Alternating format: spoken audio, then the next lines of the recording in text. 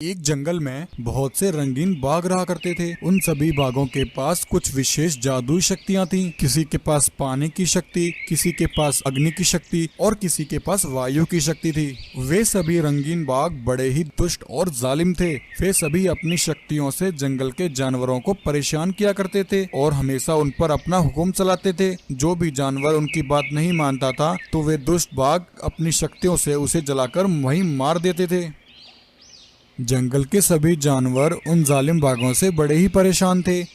एक दिन उस जंगल के सभी जानवर मिलकर पास वाले जंगल में आते हैं और वहां आकर वह उस जंगल के राजा शेर से कहते हैं, महाराज हमारी रक्षा कीजिए, हम सभी मुसीबत में हैं। अरे भाइयों, क्या हुआ? तुम सब इतने परेशान क्यों हो? बताओ मुझे, तुम्हें क्या परेशानी है? तब सभी जानवर सफेद शेर को सारी बात बताते हैं। महाराज, हमारे जंगल में कुछ रंगीन बाघ रहते हैं। उन सभी के पास कुछ विशेष शक्तियां हैं महाराज। वे सभी बाघ उन शक्तियों से हम जानवरों को परेशान करते हैं और यदि कोई जानवर उनकी बात नहीं मानता तो वह उसे उन शक्तियों से मार डालते हैं महाराज। उन जानवरों की बात सुनकर सफेद शेर हैरान हो जाता है और उसे कुछ याद आने लगता है। क्या वह सभी रंगीन बाघ तुम्हारे जंगल में हैं? वे सभी दुष्ट बाघ तो मेरे पिता के कातिल हैं। मैं तो कब से उन दुष्ट बाघों से अपने पिता का बदला लेने का इंतजार कर रहा हूँ। उन हत्यारे बाघों के पास जो शक्तियाँ हैं वह सभी मेरे पिता की हैं। रुको, मैं तुम्हें पूरी बात बताता हूँ। यह उस समय की बात है जब मैं बहुत छोटा था। तब मेरे पिताजी उस जंगल के राजा हुआ करते थे। मेरे पिताजी की एक सेना थी जिसमें सभी शेरों के पास कुछ जादुई शक्तियाँ थीं। वे सभी उन जादुई शक्तियों से जंगल के जानवरों की हमेशा मदद किया करते थे। तब एक दिन हमारे जंगल में अचानक से एक बाघ आया। वहां आकर उसने पिताजी से कहा, महाराज, मैं बहुत गरीब और बेसहारा हूँ। मेरा इस दुनिया में कोई नहीं है। क्या मैं आपके इस जंगल में कुछ समय के लिए रह सकता हूँ महाराज? उस बाघ की हालत देखकर पिताजी को उस पर दया आ गई और उन्होंने उसे जंगल में रहने को कहा। लेकिन रात होते ही हमेशा की तरह पिताजी और सभी शेरों की शक्तियाँ एक जादुई मणि में चली गईं। उस रात यह सब होते हुए उस बाघ ने चुपके से देख लिया था। अरे, इन शेरों के पास तो जादुई शक्तियां हैं। अगर ये शक्तियां मुझे मिल जाएं तो मजा ही आ जाएगा। मैं इन शक्तियों से अपनी सेना बनाऊंगा और इस जंगल पर राज करूंगा। तब उस दुष्ट बाघ ने उस रात एक प्लान बनाया और रात में ही उसने अपनी सेना के साथ सफेद शेरों पर हमला कर दिया और उन्हें जान से मार दिया। उसमें मेरे पिताजी भी शामिल थे। सभी शेरों को मारने के बाद वह बाघ उस जादुई मणि को चुराकर वहां से भाग गया। मैं वहीं गुफा में खड़ा यह सब देख रहा था। पिताजी के मरने के बाद मैं बिल्कुल अनाथ हो गया। तब मैंने वह जंगल छोड़ दिया और यहाँ चला आया। मुझे उस दुष्ट बाघ से अपने पिता का बदला लेना है। मुझे इसमें तुम सबकी मदद चाहिए। अगले दिन जब रात होती है तब सभी बाघों की शक्तियाँ मणि के अंदर चली जाती हैं। तब जंगल में एक जादुई दरवाजा उतरता है और उसके अंदर से वह सफेद शेर बाहर आता है। तब सफेद शेर सभी जानवरों को लेकर उन रंगीन बाघों पर हमला कर देता है। सफेद शेर और सभी जानवर मिलकर उन सभी रंगीन बाघों को मार देते हैं। यह देखकर सभी जानवर बहुत खुश होते हैं और फिर सभी जानवर सफेद शेर को जंगल का राजा बना देते हैं और हंसी खुशी जंगल में रहने लगते हैं। एक बार एक शेरनी घबराई हुई अपने बच्चे को लेकर भाग रही होती है क्योंकि शेरनी के पीछे दो बड़े ही खतरनाक बाघ पड़े होते हैं। शेरनी भागते हुए एक नदी किनारे आ जाती है। वह बहुत ज्यादा घबराई हुई थी। शेरनी अपने बच्चे को बचाने के लिए उसे एक टोकरी में रखकर नदी में बहा देती है, परंतु वहीं वह दोनों बाघ शेरनी को घेर लेते हैं और उस पर हमला करके उसे जान से मार डालते हैं। वहीं जंगल के कुछ जानवर नदी किनारे पानी पीने आए होते हैं। वह उन बाघों को ऐसा करता देख लेते हैं। शेरनी को मारने के बाद वह दोनों बाघ वहां से चले जाते हैं। वहीं जंगल के जानवरों को एक नन्हा सफेद शेर एक टोकरी में तैरता हुआ दिखाई देता है। गाय और भालू उस बच्चे को पानी से बाहर निकालते हैं। हे भगवान, यह इतने मासूम बच्चे को किसने पानी में फेंक दिया?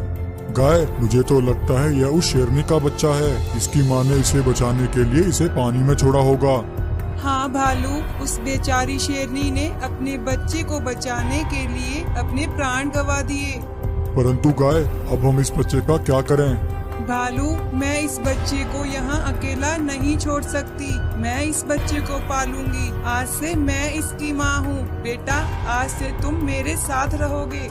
ऐसा कहकर गाय उस सफेद शेर को अपने घर ले आती है और उसका अच्छे से पालन पोषण करने लगती है। गाय उसका नाम सिम्बा रखती है। ऐसे ही काफी समय बीत जाता है और सिम्बा अब काफी बड़ा हो जाता है। वहीं एक दिन वह गाय बड़ी तेजी से भाग रही होती है। उसके पीछे वह दोनों लालची बाघ पड़े होते हैं। गाय बहुत ज्यादा घबराई हुई होती है। वह दोनों बाघ थोड़ी दूर तक गाय का पीछा करते हैं और फिर वहीं रुक जाते हैं। छोड़ो भाई, आज नहीं तो कल हम इस गाय और इस जंगल के सभी जानवरों का शिकार कर लेंगे और फिर इस जंगल पर हम दोनों ही राज करेंगे। उधर गाय भागकर अपनी गुफा में आ जाती है। गाय को इस हालत में देखकर भालू कहता है, अरे गाय, क्या हुआ? तुम इतनी घबराई हुई क्यों हो? भालू, आज मेरी जान बड़ी मुश्किल से बची है। आज मैंने उन दोनों लालची बाघों को अपने जंगल में देखा।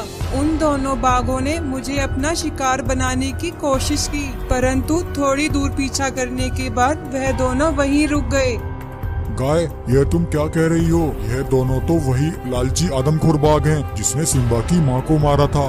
हाँ भालू, मुझे बहुत डर लग रहा है, कहीं वह दोनों मेरे बेटे सिम्बा को भी न मार दें। गाय, मेरे ख्याल से हमें सिम्बा को यह बात बता देनी चाहिए। नहीं भालू, तुम सिम्बा से इस बारे में कुछ मत कहना। वह दोनों लालची बाघ बड़े ही खतरनाक हैं। मैं सिम्बा को नहीं खोना चाहती। वहीं अगले दिन वह दोनों बाघ जंगल में फिर से घुस आते हैं और वहां आकर वह दोनों आतंक मचाने लगते हैं और जंगल के जानवरों को एक एक करके मारने लगते हैं। जब गाय को यह बात पता लगती है तो गाय भालू से कहती है, भालू, तुम सिम्बा के साथ यहीं रहना। मैं इन दोनों बाघों को समझाने की कोशिश करती हूँ। अगर मैं वापस ना लौटूं तो तुम सिम्बा को लेकर यहाँ से चले जाना। यह कहकर गाय वहाँ से तेजी से निकलती है। वहीं जब सिम्बा को अपनी माँ कहीं नहीं दिखती तो वह बहुत ज्यादा परेशान हो जाता है और भालू से कहता है, भालू काका, माँ कहाँ है? वह मुझे कहीं नहीं दिख रही। वह कहाँ गई है? सिम्बा की बात सुनकर भालू चुपचाप खड़ा रहता है क्योंकि वह बड़ा ही दुखी था। भालू काका, क्या हुआ? आप मुझे बहुत चिंतित लग रहे हो। मुझे बताओ, आखिर क्या बात है? तुम मुझसे जरूर कुछ छुपा रहे हो। तब भालू सिम्बा को सारी बात बताता है कि उसकी माँ उन दोनों लालची बाघों से मुकाबला करने गई है। वह दोनों बाघ उसकी असली माँ शेरनी के हत्यारे हैं। उसकी माँ शेरनी ने उसे बचाने के लिए एक टोकरी में रखकर नदी में बहा दिया था। तब गाय ने उसे अपना बेटा समझकर उसे पाला पोसा और बड़ा किया। भालू की यह बात सुनकर सिम्बा को बहुत गुस्सा आता है। उधर वे दोनों आदमखोर बाघ गाय को घेर लेते हैं। उस दिन तो तू बच गई थी गाय, परंतु आज तुझे बचाने कौन आएगा? आज हम दोनों तेरी बोटी बोटी खा जाएंगे। यह कहकर दोनों बाघ गाय को मारने के लिए उसकी तरफ बढ़ते हैं। तभी इतने में सिम्बा दौड़ता हुआ वहां आता है और उन दोनों बाघों पर हमला कर देता है और एक एक करके उन दोनों बाघों को जान से मार देता है और अपनी माँ गाय को उन दोनों से बचा लेता है। इस तरह सिम्बा अपनी माँ गाय के प्राणों को बचाकर उसका कर्ज चुका देता है। एक जंगल में रघु शेर और रीना शेरनी अपने बेटे सिम्बा के साथ रहते थे। सिम्बा रघु और रीना की अकेली संतान थी। वह दोनों सिम्बा से बहुत प्यार करते थे। रघु और रीना सिम्बा को बड़े लाड़ प्यार से पाल रहे थे और उसकी हर इच्छा पूरी करते थे। एक सुबह ऐसा हुआ, रीना शेरनी अकेले ही जंगल में भोजन के लिए निकलती है। जब रीना भोजन लेकर जंगल से वापस लौट रही थी तभी पीछे से एक खूंखार शेर ने आकर उस पर हमला कर दिया और रीना को जान से मार दिया। जब रघु और सिम्बा को यह पता लगा तो उनके ऊपर तो मानो पहाड़ सा टूट पड़ा। वह दोनों बहुत ज्यादा दुखी हो जाते हैं। अरे रीना, यह तुम्हें क्या हो गया? उठो रीना, यह तुम्हारे साथ किसने कैसा किया? तुम हम दोनों को ऐसे छोड़कर नहीं जा सकती रीना। अब मैं सिम्बा का ख्याल अकेला कैसे रखूंगा? तब उस दिन से रघु सिम्बा का अकेले ही ख्याल रखता है। तब एक दिन एक बाघिन अपने बच्चे के साथ रघु के पास आती है और कहती है, रघु शेर, मेरी मदद करो। मैं बहुत गरीब और दुखियारी हूँ। एक दुर्घटना में मेरे पति बाघ की मृत्यु हो गई। तब से मैं अपने बेटे के साथ ऐसे ही जंगल में भटक रही हूँ। रघु शेर, क्या मैं अपने बेटे के साथ यहाँ तुम्हारे जंगल में रह सकती हूँ? रघु शेर रीना के लिए पहले ही दुखी था। बाघिन की बात सुनकर रघु को उस पर दया आ जाती है। वह बाघिन से कहता है, सुनो बाघिन, तुम यहाँ अपने बेटे को लेकर मेरे साथ रह सकती हो। तुम अपने बेटे के साथ मेरे बेटे रघु का भी ख्याल रखो। मेरा बेटा रघु अपनी माँ को हर रोज याद करता है। मुझसे इसका दुख देखा नहीं चाहता। ठीक है महाराज, आप चिंता मत कीजिए। मैं सिम्बा को अपने बेटे की तरह पालूंगी। आज से मेरे 2 बेटे हैं। तब बाघिन रघु शेर के साथ रहकर अपने बेटे और सिम्बा दोनों का अच्छे से पालन पोषण करती है। एक दिन रघु सिम्बा और अपने भाई बंटी के साथ जंगल में भोजन के लिए निकलता है। तभी रास्ते में उनके सामने एक खूंखार गोल्डन शेर आ जाता है। वह बोलता है, सुनो रघु शेर, तुम अपने बच्चे को इसी समय मेरे हवाले कर